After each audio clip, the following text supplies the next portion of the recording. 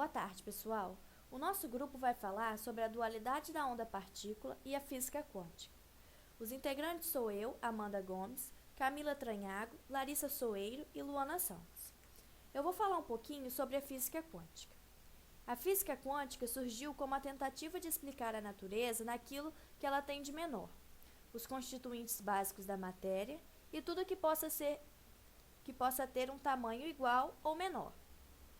Porém, foi preciso admitir que era necessário outras leis para lidar com essa realidade. Tudo começou em 1900, quando o físico alemão Max Planck introduziu a ideia de que a energia era enviada em pacotes. Esses pacotes eram chamados de quanta, com o fim de derivar uma fórmula para a dependência da frequência observada com a energia emitida por um corpo negro.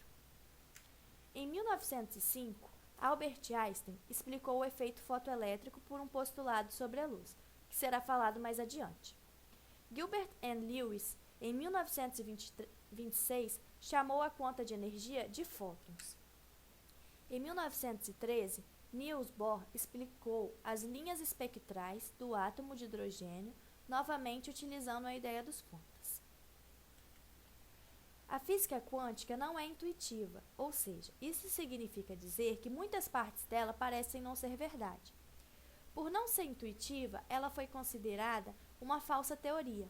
O próprio Einstein, que foi um dos fundadores da física quântica, acreditava que a física quântica devia ser errada, mas com o passar do tempo, percebeu que ela explicava tão bem o resultado das experiências que tinha que ser verdade. Cujo comprimento de onda se inclui num determinado intervalo no qual o olho humano é sensível, ou seja, nós conseguimos observá-la. Mas para que se chegasse a essa conclusão, vários estudos foram feitos a partir dos anos. Os primeiros a desvendar o mistério da luz foi Isaac Newton. Quem lembra de Isaac Newton? Isaac da maçã, ele mesmo que descobriu a lei da gravidade. Pois bem, Newton tentou por anos achar a teoria para decompor a luz e assim desenvolveu a teoria baseada em partículas de luz, que ficou conhecida como teoria corpuscular da luz, na qual falava que a luz era considerada como um feixe de partículas emitidas por uma fonte que atingia o olho humano, estimulando a visão. Essa teoria conseguiu explicar os fenômenos de propagação da luz, como as leis da refração e reflexão. Também conseguiu-se obter o espectro de luz visível a partir do prisma, esses que a gente consegue ver agora na imagem do slide. E aí, assim, foram decididos os comprimentos de onda. Pois bem, mas Newton, ele foi desmentido por Robert Hooke e Christian Huygens. Mas como Newton é um cara cheio de dinheiro, cheio de influências, permaneceu-se sua explicação. Em 1801, Thomas Young demonstrou que a luz tinha natureza ondulatória e ficou conhecido pela experiência de dupla fenda, na qual possibilitou determinar que a luz tinha um caráter ondulatório, assim no esquema que a gente consegue observar a luz de caráter ondulatório, que é emitida em A e repartida pelos ângulos B e C. Em 1860, James Wick Maxwell publicou a teoria da matemática do eletromagnetismo, na qual falava que as ondas eletromagnéticas se propagavam com uma velocidade que podia ser calculada pela lei do eletromagnetismo. A partir disso, Maxwell disse que a luz era uma onda eletromagnética na qual tinha comprimento de onda no intervalo de 400 nanômetros a 700 nanômetros, estando no espectro visível. Em 1905, Albert Einstein explicou sua teoria do efeito fotoelétrico, experimento no qual marcou o início da teoria quântica e assim recebeu o Prêmio Nobel de Física. Ocorre quando uma placa metálica é exposta a uma radiação eletromagnética de frequência alta, por exemplo, um feixe de luz, deste arranca elétrons do metal. Sendo assim, explicando que a intensidade da luz é proporcional ao número de fótons que essa, por consequência, determina, e assim, por consequência, determina o número de elétrons arrancados da placa de metal. Quanto a maior frequência, maior saía elétrons, maior energia era adquirida. Eu vou mostrar agora um pouquinho de um esquema que eu achei na internet, uma animação desse site aqui que vocês podem ver, o efeito fotoelétrico, por Bruno Monteiro e Mariel Andrade, da UFPB, na qual nós temos aqui explicando o efeito fotoelétrico, né? Irradiação de luz faz com que os elétrons sejam arrancados da placa de metal. Aí aqui a gente pode controlar a frequência, né? É até interessante entrar aí para descobrir. E a intensidade da luz, né? Aqui a gente pode ver. Ó, quanto menor a intensidade da luz, menor os elétrons são arrancados. No caso aqui, o material a gente está usando o sódio, beleza? Esse foi o efeito fotoelétrico. Ó, nós temos o efeito de Compton. Em 1923, Arthur Compton estudou os resultados de suas experiências relativas do efeito fotoelétrico e assim descobriu os espalhamentos dos raios pelos elétrons. Descobriu que as ondas irradiadas, como fótons, se espalhavam, mostrando que, na colisão de um fóton com um elétron, o elétron recuava, absorvendo energia, e o fóton espalhado teria menos energia, logo, frequência mais baixa, porém, sairia com um comprimento de onda maior que o fóton que incidiu. A gente pode observar aqui no slide que nós temos os raios X incidentes com a frequência F, e aí tem o raio-x que foi espalhado e a trajetória do elétron após o espalhamento. Então eu vou falar um pouco sobre a dualidade onda-partícula e como que se originou essa teoria. Então, embora os conceitos de onda e partícula sejam bem diferentes um do outro, no mundo nanométrico os objetos podem se comportar tanto como onda quanto partícula, dependendo do ponto de vista do observador. Então, os conceitos de onda e partícula são bastante distintos um do outro. Partículas, elas ocupam determinado lugar no espaço e ondas se propagam por todo o espaço. Então, partículas, quando se colidem, nos exemplos da bola de bilhar, elas assumem trajetórias definidas, que podem ser calculadas a partir das leis de movimento de Newton. As ondas, quando passam por fendas, elas criam novas frentes de ondas, que é conhecido como o fenômeno da difração. Então, essas características de partículas e ondas permitem perceber que elas são objetos distintos, né? Partículas não têm características de onda, nem onda tem características de partícula. Então, a luz, ela é uma onda ou ela é uma partícula? No final do século XIX e começo do século XX, mais ou menos, estava estabelecido que a luz era uma onda eletromagnética. E a luz apresentava os fenômenos de interferência e difração, que são comportamentos de uma onda. Por outro lado, o fenômeno da luz não tinha explicação coerente, né, que era o efeito fotoelétrico, que já foi explicado. O surgimento de uma corrente elétrica quando se incide a luz sobre o metal. Daí, em 1905, Albert Einstein ele explicou o efeito fotoelétrico. Ele introduziu o conceito de luz, que mais tarde foi conhecido como fóton, e segundo Einstein, para remover um elétron ligado a átomos de metal, é necessário fornecer energia suficiente para que ele escapasse do material. Ele usou os estudos de Max Planck também. Então, Einstein propôs que a luz se comportava como se fosse um fluxo de partículas de energia, ao contrário do que experimentos anteriores tinham mostrado. Então, Albert Einstein ele ganhou o prêmio Nobel também por conta disso. E em relação aos elétrons, né, se eles são ondas ou são partículas. Então, em 1897, Joseph Thomson ele realizou experiências com tubos de raios catódicos que constatavam a existência dos elétrons como partículas.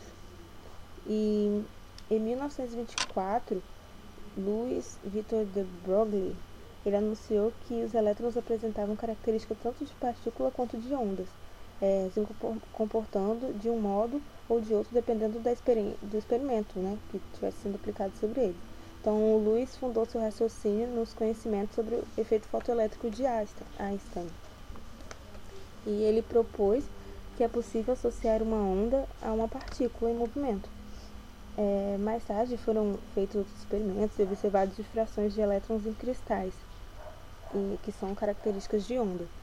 E o filho do Thomson, né, que comprovou que o elétron era uma partícula, George Thomson, ele foi quem comprovou que os elétrons também eram ondas. 10 anos depois o filho dele comprovou. E essa é uma foto do primeiro microscópio eletrônico projetado. Então, a microscopia eletrônica utiliza elétrons para criar imagens de estruturas na escala atômica. Ao interagir com os átomos, os elétrons difratam e as novas frentes de ondas se formam, permitindo compor uma imagem de estrutura que a gerou. Bom, eu vou estar apresentando a última parte do trabalho Dualidade Onda-Partícula e Física Quântica. Essa parte é referente às aplicações da física quântica. E dentre as inúmeras aplicações da física quântica na sociedade atual, eu destaquei o laser e o microscópio eletrônico, porque são as duas que mais se relacionam à área da saúde. Começando pelo laser, então, a sigla laser significa amplificação da luz por emissão estimulada de radiação, e é um dispositivo que produz radiação eletromagnética com características muito especiais, como se propagar como feixe de ondas paralelas e possuir um mesmo comprimento de onda, ou seja, um feixe monocromático. Quanto ao funcionamento, um laser funciona desde que se consiga excitar um número mínimo de elétrons de determinado material para um nível de energia superior. Quando isso ocorre, os elétrons, ao voltar ao estado basal, emitem seus fótons, o que iniciará um efeito em cascata, de modo que o fóton emitido por um elétron estimula o elétron seguinte a emitir outro fóton, de igual comprimento de onda e fase, o que amplifica a emissão de feixes de luz de comprimento de onda definido e coerente, criando um feixe de fótons, que nós observamos como raio laser. Todo esse processo funciona baseado num dos princípios fundamentais da mecânica quântica, que estabelece que a luz propaga em pacotes, que são chamados de quantum. Quanto às aplicações, na área da saúde, estão as aplicações médicas, em cirurgias, que eu vou falar no próximo slide, também como anti-inflamatório e regenerador, analgésico e em tratamentos estéticos, que também inclui a fotodepilação. Essa figura resume as principais aplicações do laser na medicina, e dentre elas eu vou citar a aplicação em cirurgias, né, na visão, para questão de miopia, transplante de córnea, além de cirurgias cardíacas e ósseas, onde o laser ele permite cortes extremamente precisos e delicados, o que posteriormente facilita a cicatrização do tecido, além de outras vantagens. Também é usado para tratamentos estéticos, para redução de rugas, manchas da pele e cicatrizes, porque destrói as células cutâneas, ativando a renovação celular. Além disso, também é usado na seção de cálculos renais, porque fragmenta o cálculo e os pequenos fragmentos podem ser eliminados pela urina. Outras aplicações incluem o espectroscópio, scanners de código de barras, microscopia, sistemas militares de defesa, CD e Blu-ray. Então, falando da segunda aplicação, que seria o microscópio eletrônico, tem um potencial de aumento muito superior ao óptico e, diferente do óptico, não utiliza a luz, mas sim feixes de elétrons. A aplicação específica em farmácia seria determinar o tamanho e forma de estrutura cristalinas e amorfas. Isso é importante porque estruturas cristalinas, como o próprio nome diz, são estruturas organizadas e as amorfas desorganizadas. E quando um sal se apresenta na forma amorfa, ele solubiliza mais rapidamente nos fluidos biológicos, de forma que é mais rapidamente absorvido, diferente do cristalino, que solubiliza mais lentamente, então é mais lentamente absorvido. Isso é importante para se determinar o tempo de absorção de fármacos de acordo com a sua apresentação, em estado cristalino ou amorfo. Quanto ao funcionamento, inicialmente o feixe de elétrons é concentrado por meio de campos eletromagnéticos sobre a amostra a ser observada. Os elétrons que não foram desviados ao passar pela amostra são projetados sobre uma tela, o que amplifica e envia esses sinais ao computador, e o computador recebe esses sinais contidos de pulsos elétricos e converte na imagem da amostra ampliada. O contraste ocorre porque as áreas mais densas retêm mais elétrons e aparecem mais escuras na tela do computador. Além disso, deve-se destacar que a amostra ela não é uma amostra viva. Tem que ser uma amostra desidratada ou então fixada em resina. Existem 3 tipos de microscópio eletrônico: de transmissão, o de varredura e o de tunelamento. O de transmissão e de varredura são os que mais se aplicam à área da saúde, então vou estar citando esses dois. No de transmissão, um feixe de elétrons é emitido em direção a uma amostra ultrafina, interagindo com a amostra enquanto atravessa. Essa amostra, para se tornar ultrafina, ela deve ser fixada em resina e cortada em ultramicrômetros. E ele é aplicado na pesquisa de câncer e na virologia, assim como para determinação de estruturas celulares, como está mostrando na foto da mitocôndria, e na virologia, a fotorrotavírus, né, que permite entender a sua estrutura. Por último, o microscópio eletrônico de varredura, que é capaz de produzir imagens de alta resolução da superfície de uma amostra, com uma aparência tridimensional característica, né, que pode ser observado pelas imagens, com uma riqueza de detalhes muito legal, no caso da aranha e também dos grãos de pólen. E ele utiliza um feixe de elétrons de pequeno diâmetro para explorar a superfície da amostra ponto a ponto, por linhas sucessivas, e transmitir o sinal detector a uma tela catódica, cuja varredura está perfeitamente sincronizada com aquela do feixe incidente, e dessa forma a imagem é obtida. Referências: